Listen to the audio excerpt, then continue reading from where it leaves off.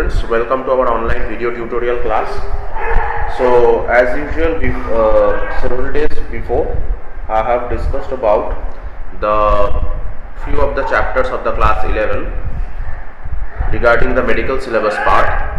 So today I am just again starting the continuing the medical syllabus part. So only in the class 11 few of the chapters we have discussed which were belonging from the unit human physiology or animal physiology part.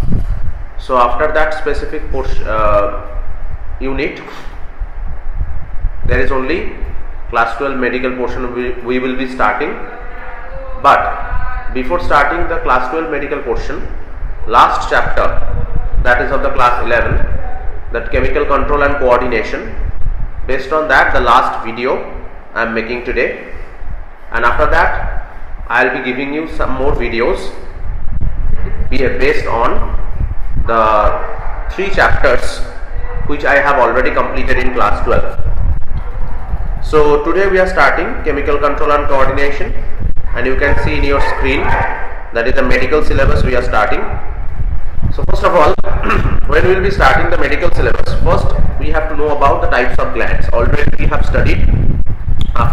Again I am just repeating this portion. There are 3 types of glands commonly we know. One is exocrine gland, another one is endocrine gland, and third one is mixed gland.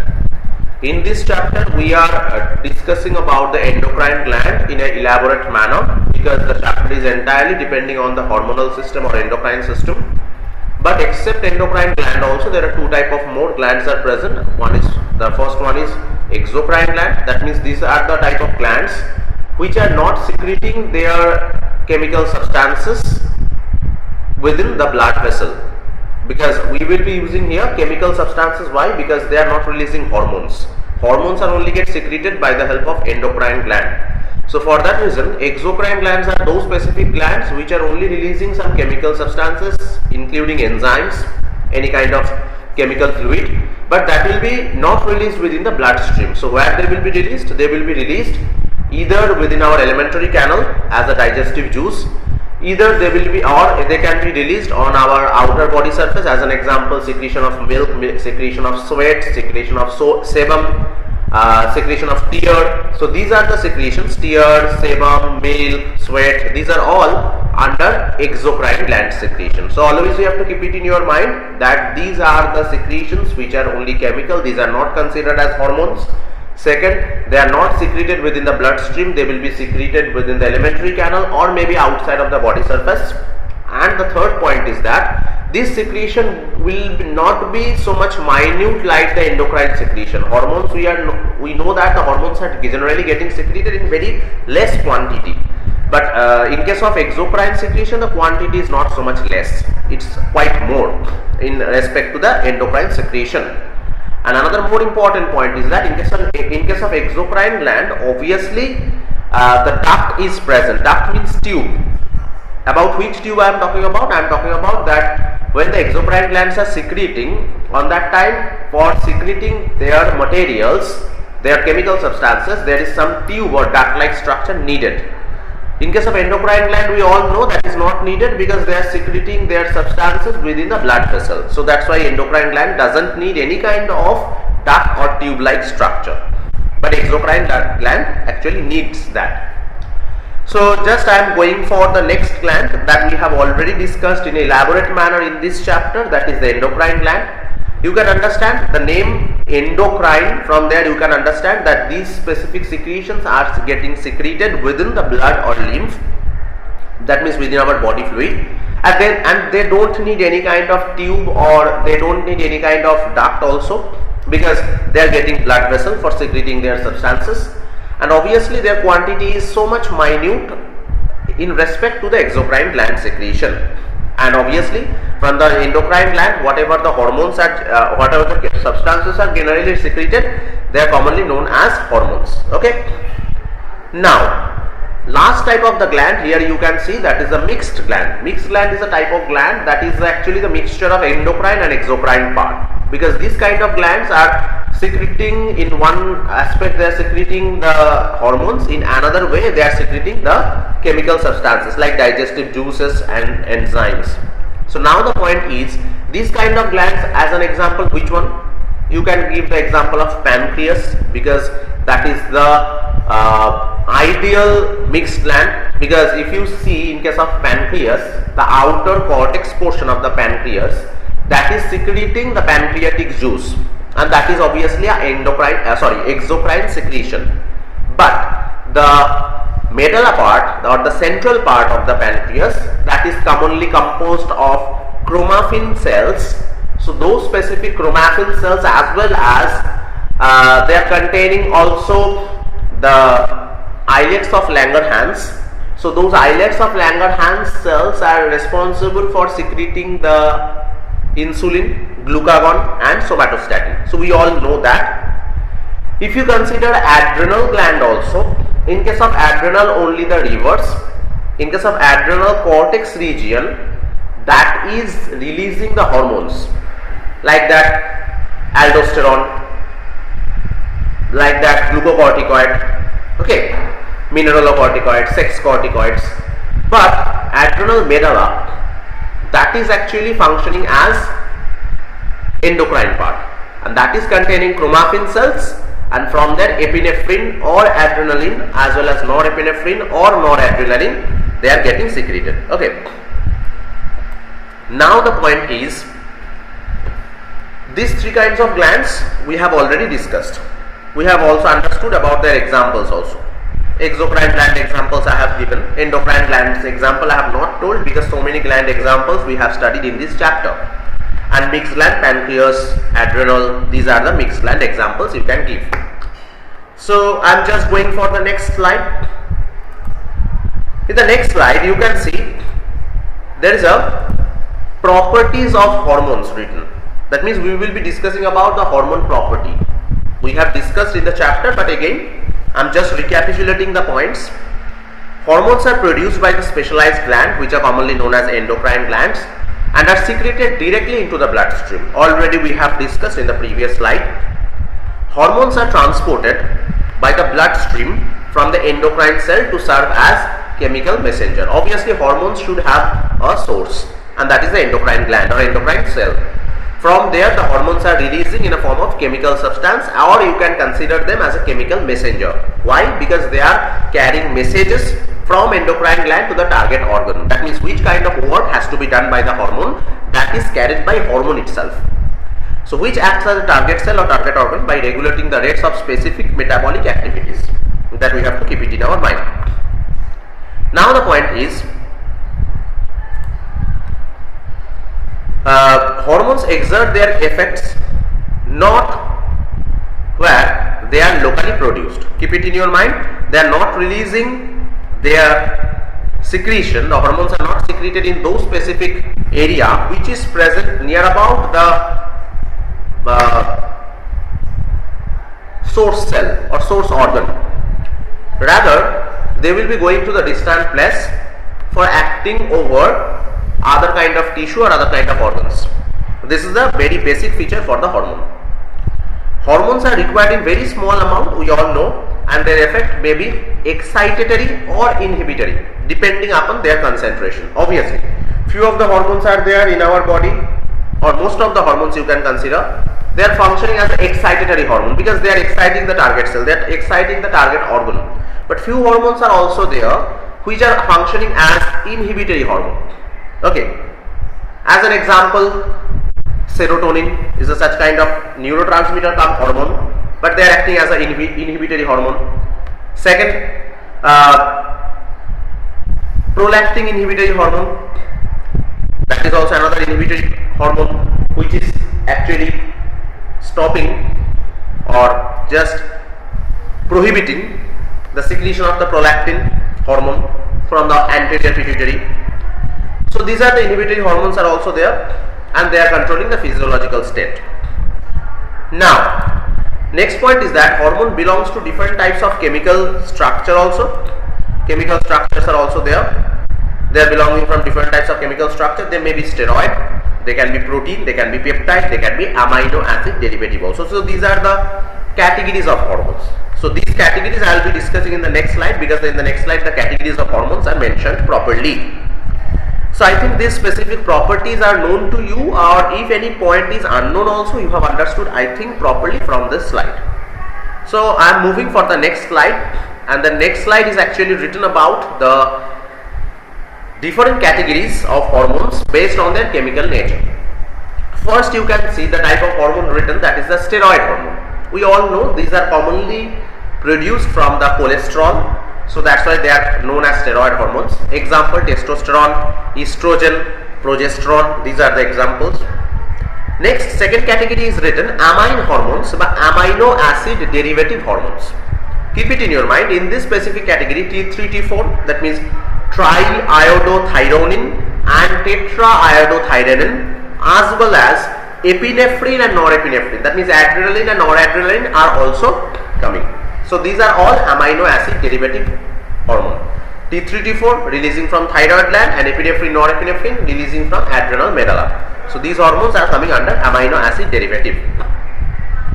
Third, peptide hormone. Peptide hormone means these hormones are only containing some amino acids. They are actually present in a polypeptide chain, but they are not protein. Why? Because such specific type of foldings which are needed to be protein, okay, those specific foldings are absent totally. So for that reason only they are polypeptide hormone or peptide hormone. There are two examples only which are commonly releasing from the posterior pituitary: oxytocin and vasopressin. So these two are only peptide hormones. Fourth, protein hormones. Protein hormones are those kind of hormones which are commonly containing polypeptide chain with proper protein folding. So that's why they are considered as protein hormones. Example you can see here: insulin, glucagon, these two. Okay. Glycoprotein hormone, that means this type of hormones are commonly containing glucose as well as protein, both of the parts. So for that reason they are commonly known as glycoprotein hormones. Example you can see here: LH, FSH, these are the examples of the glycoprotein hormones. Last category is given, that is a very rare category, and only one member is there within this category, that is eicosanoid hormone. Most of the time this specific category we are not enlisting, but here it is given, so that's why we can just study it. If the question is need, it will come regarding this. So on that time this more information will help us. That is eicosanoid hormone, that is only prostaglandin, and this hormone is considered within the category that is eicosanoid. Coming to the next gland, that is thymus gland. Okay, why I am starting with thymus gland? Because we have discussed about thyroid, but thymus gland specifically we have not discussed in the board class. So for that reason thymus gland, which is there in our medical syllabus, that I am discussing. So first of all, in the thymus gland, what we need to know? First of all, we have to know about their location. We all know that is a triangular organ found with the lungs. That means if you see these are the lungs, so thymus will be present almost in the junction of the lungs. Junction means I am actually talking about from which portion the lung will start forming, in that area only. That is a triangular organ, and thymus will be located. I am showing in the figure also, you can see. So this is the location of thymus, which is present in between two lungs, and from where the lungs are actually start producing towards downward, in that only region. Secretion and function. Always keep it in your mind, thymus gland is responsible for secreting the hormone, that is thymosin, and they are responsible for maturation of T lymphocyte cells. Keep it in your mind, this thymosin hormone which is produced by the thymus gland, they are responsible for maturation, because we all know that T lymphocytes are generally produced within the bone marrow like the B lymphocytes. But after production, the further maturation of the T lymphocyte, that means the growth, increasing size, those all things are actually taking place within this thymus gland, and for that thymosin hormone is responsible. Keep it in your mind, these T lymphocytes which are getting matured, and they are actually waiting in the lymph nodes area for encountering the pathogen. So obviously we can understand they are protecting our body from various pathogens. They are actually providing us the immune system. So this is only the requirement of the thymus gland, and we all know that this specific gland are getting reduced in size when our age when it is increasing, when we are actually entering within our adult age. Before that, this thymus gland, if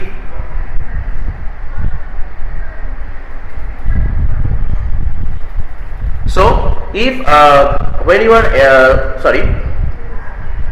when anybody is entering within the adult age by completing the adolescence time, so automatically this specific type of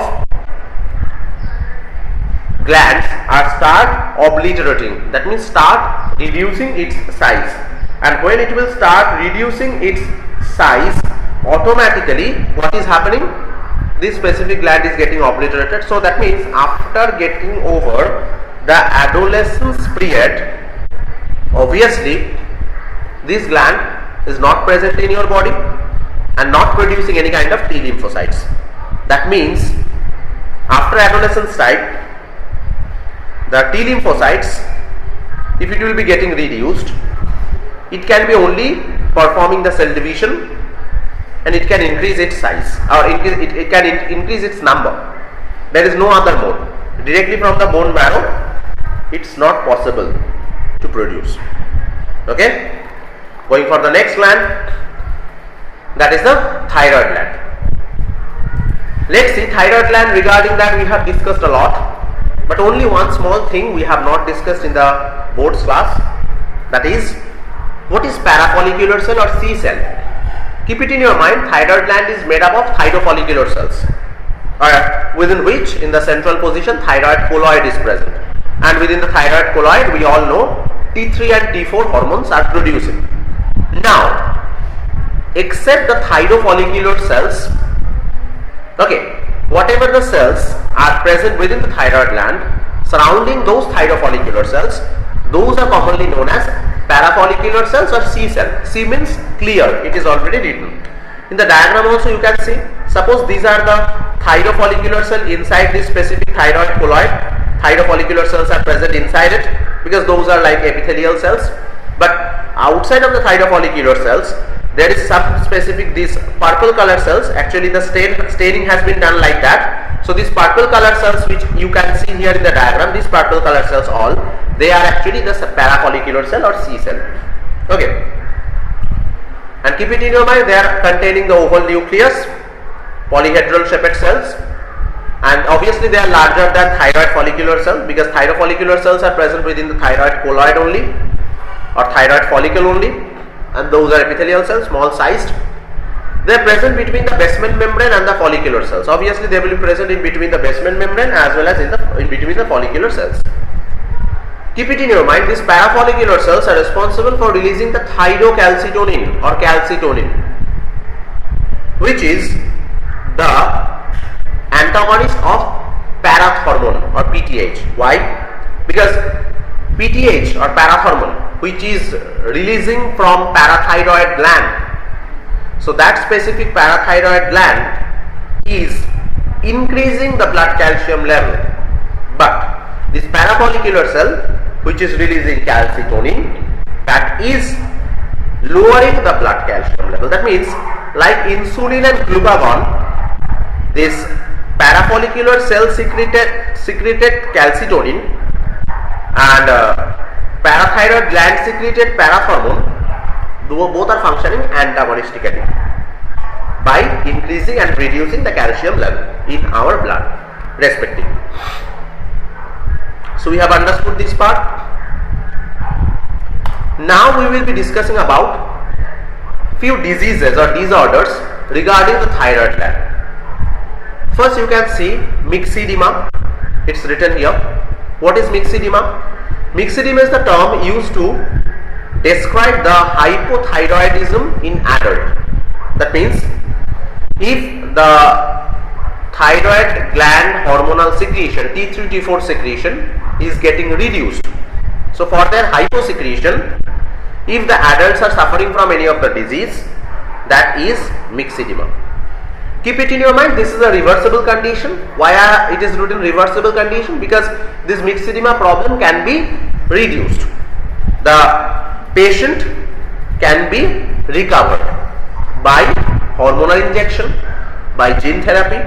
Okay, whatever the common symptoms you can see, bagginess of the eye, that means the eyes are getting bigger, swelling of the face, entire face is getting swelled, constipation is also there, and physically that person is getting very much slower. So much lethargic approach is found in case of that people who are suffering from myxedema, and that is always happening for the hyposecretion of thyroid gland hormones that we have already understood. Coming to the parathyroid gland, what I am just talking about in case of parafollicular cell, this is another gland. 4 nodules are present at the back of the thyroid gland. Those are parathyroid gland. You can see in the figure also. So this is entirely, and this is entirely the thyroid gland, which is present in the front of the trachea, and in the back side 1, 2, 3, 4. These are the 4 nodular structure. These are the parathyroid glands. So it is actually present in the back side, that means towards the vertebral column of human body, and that's present in the back side of the thyroid gland. Keep it in your mind, they are responsible for secreting parathyroid hormone or parathormone or PTH. Keep it in your mind, this PTH opposes the function or action of the calcitonin, because already I have told PTH increases the blood calcium level and calcitonin reduces the blood calcium level. So both are responsible for increasing and lowering the blood calcium. Okay. Now the next point is, in this slide you can see the parathyroid gland is releasing PTH, increases absorption of the calcium in intestine. Now see the point it is mentioned here. I have told parathormone is responsible for increasing blood calcium level. But how they will be getting calcium, which can increase the blood calcium level? So here the point is written, they will be getting the calcium from intestines, they will be getting calcium by resorpting the bones, as well as they can get the calcium by increasing the reabsorption from the DCT, that is the distal convoluted tubule of the nephron. That means they are getting calcium from intestine, they are getting calcium by resorption of the bones, they are getting calcium by the process of reabsorption from the DCT of nephron. So automatically blood calcium level is increased. And in opposite, if you think about the thyrocalcitonin or calcitonin, what they are doing, they are reducing the blood calcium level. That means from where the calcium has been reabsorbed or absorbed, or the resorption has also done. So in those areas, again the calcium has been returned by the thyrocalcitonin hormone. So automatically what will happen? Blood calcium level will be get lowered. Okay. So this is overall the antagonistic relationship in between parathormone and thyrocalcitonin, and like that they are increasing blood calcium level or reducing blood calcium level. Entering within the next gland, that is the adrenal gland. Keep it in your mind, in case of adrenal gland, we have discussed about adrenal cortex, adrenal medulla part. From adrenal cortex we have already studied they are secreting 3 kinds of hormone: glucocorticoid, mineralocorticoid, sex corticoid. We all know. And from the medulla part, there are 2 hormones are releasing: epinephrine and norepinephrine. So except these informations, whatever new we have to know here. Here we have to know about the types of glucocorticoid. Glucocorticoids we all know, they are responsible for glucose metabolism. So there are 3 types of hormones coming under the glucocorticoid category: cortisol, and corticosterone. Only the names we have to know, because the function regarding the cortisol we have to study in the next slide. But only see here, glucocorticoid is the category of hormone. It's not a single hormone which is secreting from adrenal cortex, and this glucocorticoid is releasing cortisol. Glucocorticoid is made up of cortisol, cortisone and corticosterone. These 3 kinds of hormones, they are present within the glucocorticoid category. Now let's see the cortisol function. Cortisol is obviously a steroid hormone releasing from the adrenal cortex, because adrenal cortex also you know there are 3 layers: zona glomerulosa, zona fasciculata and zona reticularis. So obviously the cortisol will be releasing from the zona glomerulosa layer of the adrenal cortex, and that is regulating the carbohydrate metabolism, and also it has anti-inflammatory effect on the body. That means if any kind of pathogen will enter in our body, or if any kind of inflammation has occurred due to any kind of injury, so those inflammation oriented responses can be minimized by the help of this cortisol hormone, because it is anti-inflammatory effect it has. Like that, anti-inflammatory drugs are available in the market. Those drugs, what they are doing, whatever the inflammations have occurred in our body, those inflammations are getting reduced. The swelling, the redness, the pain, the temperature in that region, those things, those symptoms are getting reduced when you are consuming those kind of medicines. Cortisol is also functioning like that in our body. But when it is not getting regulated properly by the cortisol, on that time we need to take the medicine. Okay. So I think we have understood about regarding the adrenal gland glucocorticoid hormones, and within that cortisol function mainly. Now we will be entering within the adrenal gland disorder. Within the adrenal gland disorder, first disorder we have to know, that is the Cushing syndrome. Keep it in your mind, when the cortisol hormone, which is releasing from the adrenal cortex, that is producing excessively, that means for its hypersecretion, on the time the Cushing syndrome can happen.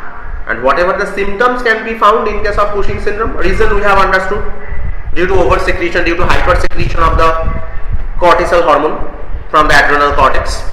Symptoms are obesity, which may be progressive, visible skin changes like a hump, that means in the backside hump also can be generated, delayed healing of bruises, that means whatever the wounds will be created in your body beforehand, those will not be getting healed very fast, those will be taking time for healing. Acne can be produced, lethargy will be there, muscle will be getting weaker, the person is suffering from depression, anxiety, cognitive impairment, that means with the knowledge, cognition, anything analysis power, okay, so those things will be getting reduced, and more also. But so these are the basic symptoms, whatever it is written. And if you want to know the more symptoms regarding Cushing syndrome, you can go to the website also, which is written here, because that is a medicated, or sorry, it is a medicine oriented or medical website from where the Cushing syndrome oriented information you can gather. So these are the basic symptoms. Moving for the next disease, that is adrenal virilism. What is adrenal virilism?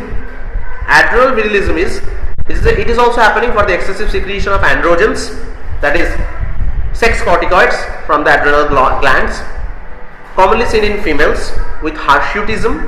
That means in case of females, some male characteristic features can be found. So whatever the male characteristic features can be found, voice deepening can be found, muscle mass increasing is generally found, menstrual abnormalities can be found, clitoral enlargement can be found. And while virilism will happen, maybe that easy to be diagnosed based on the clinical symptoms, making the diagnosis on a biochemical basis difficult. So last information is not important. Important is why adrenal virilism is happening, when the sex corticoid is increasing or secreting in more quantity in case of female, and that causing the formation of some male characteristic features, or that causing the showing some male characteristic features. And for that reason, these are the features or symptoms written in the slide. Those are commonly found, and mostly it is found in female. That is adrenal virilism. Another one more disease is there which is not mentioned in the slide. That is gynecomastia. That is also a disease which is caused by oversecretion of sex corticoid, but that is in male. Keep it in your mind, if the female sex corticoids is getting increased, or if it is getting more secreted in case of male, on that time it is found that their breast formation, that means the size of the chest is getting bigger, and it is getting fleshy, it is getting soft like the breast. So for that reason, male will be suffering from the disease that is called as gynecomastia, and that is happening due to hypersecretion of sex corticoid, but that is in male, not in female. In female, when it is happening, then it is known as adrenal virilism or hirsutism. Clear? Going for the next, we have discussed about kidney in excretory system, but kidney hormones we have not discussed, so we are just seeing here whatever the kidney hormones are present. The kidney hormones are actually, first one, renin. Don't mix up with the renin. Renin is the enzyme which is secreted within the stomach, protein digesting enzyme, specifically the milk protein, and this is the renin. This is the hormone. Participates in renin-angiotensin aldosterone system, we all know, RAS system, which is happening simultaneously with the excretory system, and it constricting the blood vessels, increasing the blood pressure. That is a common thing. Erythropoietin is another hormone which is secreting within the or from the kidney, and this hormone is responsible for erythropoiesis. That means formation of RBC from the bone marrow. Formation of RBC from the bone marrow is regulated by the erythropoiesis process. So that is controlled by this hormone erythropoietin. Done. So these are the two extra kidney hormones and their functions we need to know. Coming to the pancreas gland. What is about pancreas gland? In the pancreas, regarding insulin, we have to know. We have discussed about what is diabetes mellitus. When the secretion of insulin is getting reduced, automatically blood sugar level or blood glucose level is gradually increases, and that is commonly known as diabetes mellitus, or commonly we are calling them sugar. But the point is, this specific type of diabetes mellitus can be of two types. One is type 1 diabetes mellitus, you can see in the screen also, and another one is type 2 diabetes mellitus. What is type 1 diabetes mellitus? It can be also known as IDDM, or insulin dependent diabetes mellitus. And keep it in your mind, this type of diabetes mellitus is commonly found in juveniles. But in case of type 2 diabetes mellitus, it can be also known as non-insulin dependent diabetes mellitus, and it is commonly found in case of those people whose age is more than 50 or 60 years. Okay. So for that reason, type 2 diabetes mellitus is found for them. But keep it in your mind, mostly we have seen that in case of those people who are suffering from NIDDM, for them, obviously, we are providing or we are injecting insulin. But most of the time it is found that insulin is not working in their body because they don't have the deficiency of insulin. Insulin concentration is proper in their body. They have the deficiency of insulin receptors. That's why they are not functioning, their endocrine system is not functioning properly. Now the point is, type 1 diabetes mellitus, points we are seeing, first one usually occurs during the childhood, already we have told. Type 2 diabetes mellitus is commonly found during the adulthood, late onset, 50 plus age. Type 1 diabetes mellitus does not produce sufficient insulin, we all know, because there is a problem in the islets of Langerhans beta cells. So for that reason, insulin production is not happening properly. In case of type 2 diabetes mellitus, body does not respond to insulin production because already I have told, caused by destruction of the beta cell, already that also I have told, and that is autoimmune disorder considered as non-insulin diabetes mellitus or NIDDM. It is happening due to the down regulation of the insulin receptor. That means if the insulin receptors are destroyed or if the insulin receptor numbers are less, on that time also the persons are suffering from NIDDM. Last point, in case of type 1, that is in case of child or children, insulin injection is working for them because insulin is regulating the blood glucose. Their blood glucose is enhancing due to deficiency of insulin. So if the insulin will be administered, that problem will be recovered. But in case of aged people, it can be controlled by managing diet and lifestyle. Insulin injection is not, most of the time it's not working properly, because most of the time it is found that they are not suffering from the insulin deficiency, rather they are suffering from the insulin receptor deficiency. So obviously you can understand, students, by providing insulin nothing will happen. So for that reason, their diet and lifestyle has to be controlled. They have to do the regular exercise also, so that the the insulin receptor problem can be minimized, or the down regulation can be getting up regulated. Coming to the next, so I think you have understood properly what is the diabetes mellitus and its types. Coming to the next, that is a placental hormone.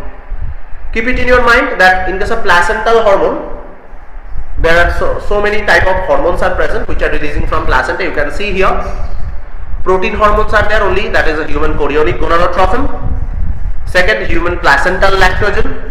Third, human chorionic thyrotropin, human chorionic corticotropin, and human chorionic somatotropin is also there.